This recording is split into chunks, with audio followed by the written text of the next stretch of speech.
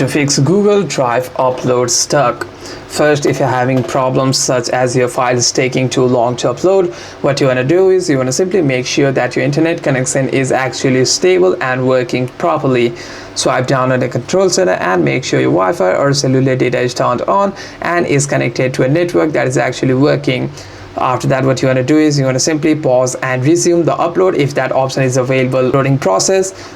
And if that doesn't work as well, what you can do is you want to simply close the app for a while and you want to simply restart the application over here. After that, you want to simply verify that you have enough storage. Over here, you want to simply check your storage, tap on your profile. Here, you want to simply tap on get storage or clean up storage if you do not have any kinds of available storage that to upload your photo. If you have made your storage, you want to simply continue the upload process over here, and by doing so, you shouldn't be having any kinds of issues like your upload being stuck.